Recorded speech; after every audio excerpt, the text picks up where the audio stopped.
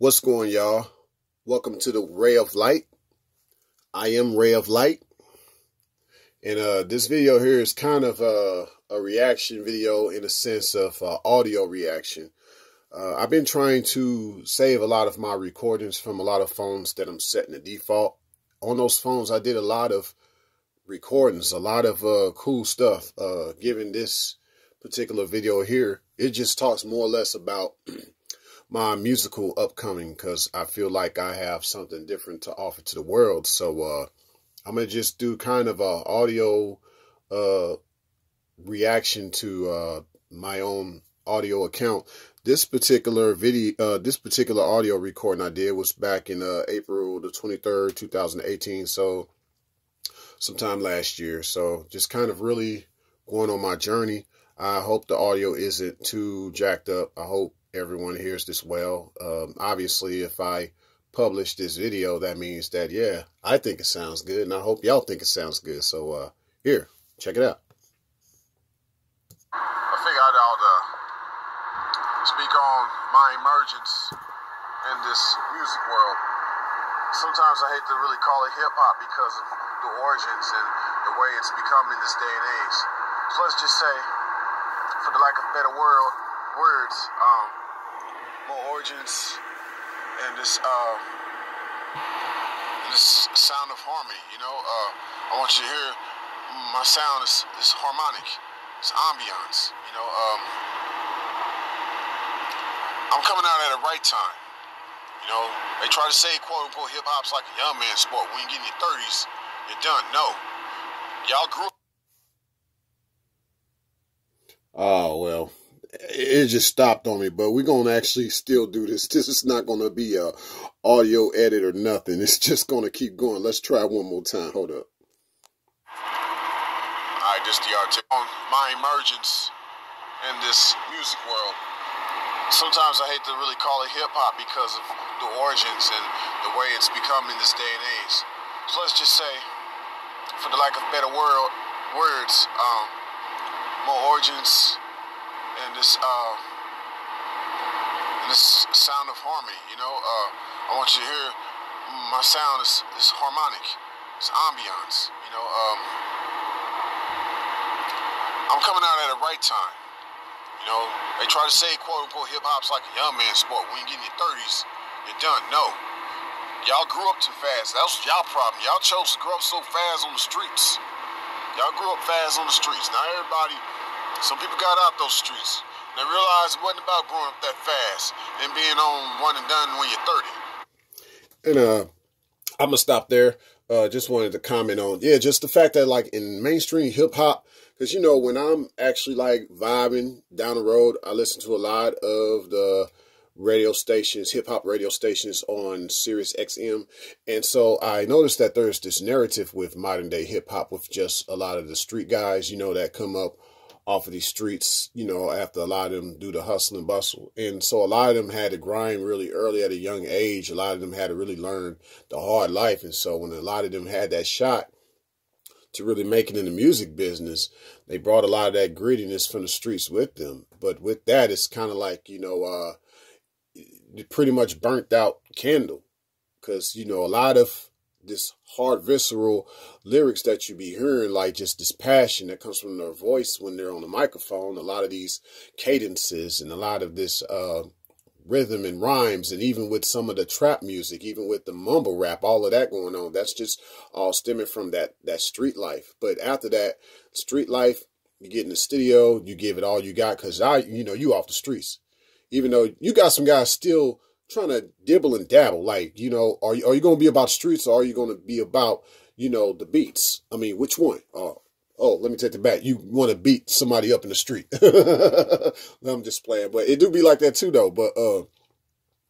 But it's like a lot of them live that life early and young and fast and wild, and so it seems more or less like if you came as an older person into hip hop, though you're great, you won't be looked upon as great. But, you know, you need to talk to E40 about that, because he's still doing good.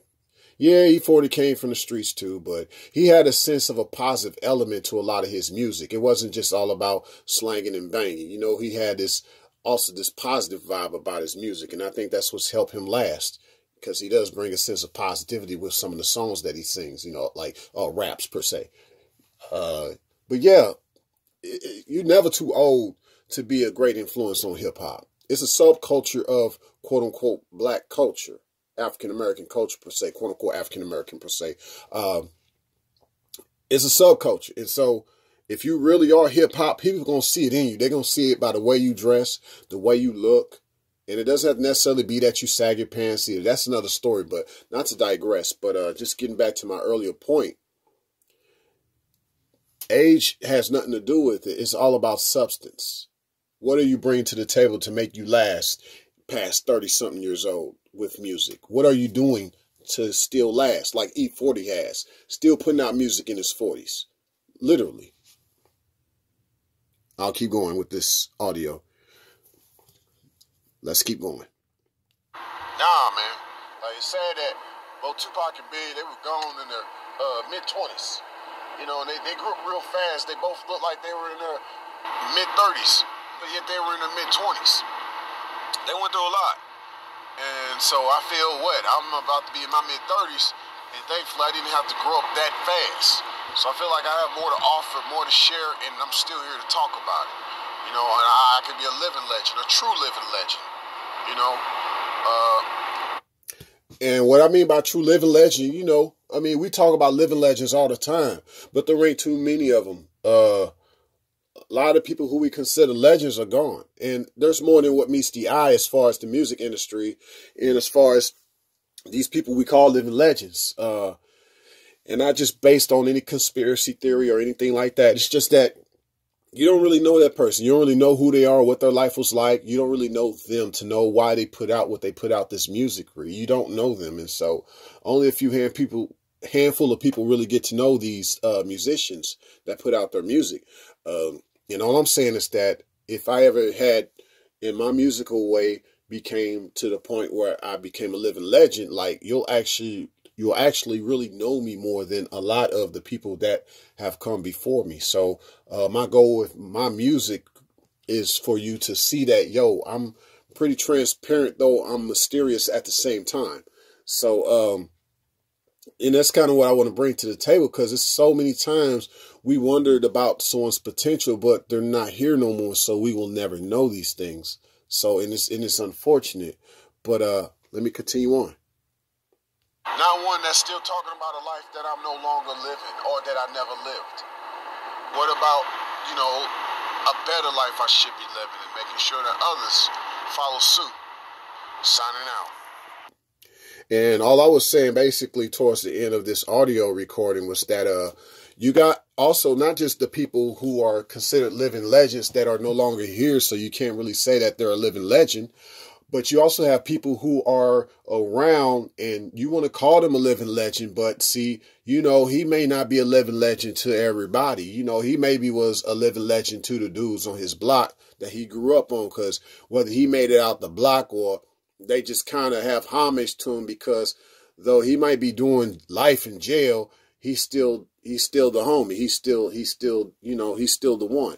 And so in a different vein, there's got to be some of us that aren't dead and we're not doing life in jail. And we have another type of life, another type of way with our music that we're bringing to the table for the masses. And so with that all said, it's more or less like I also mentioned about a life that I've never lived.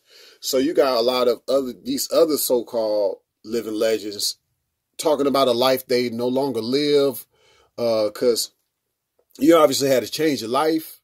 Why are you still talking about stuff that you're not doing no more? You know, like I said, the other living legend, he doing time. He in jail for life. Or you got the other one who's dead. Why are you talking about a life that you no longer live no more, but it could get you in the same position as the other guys if you ever get slipped between the cracks? It's crazy. So, and then, of course, you got the ones who are talking about a life they've never lived. You got a lot of these studio gangsters. Of course, Eazy-E said that back in the day. These pranksters, studio wanksters, busters. I don't want to go into, the rest of the flow because, it got a little profanity in it, and I'm trying to keep my YouTube channel pretty clean for the most part. So you got a lot of that going on. So this video that I'm putting out right now has lasted a little longer than I expected, but I felt there needs to be a different type of perspective in regards to hip hop put out there, because I believe it's still to this day misunderstood, or in many ways it's been misinterpreted. People are rewriting the scriptures of hip hop. Can I get an amen?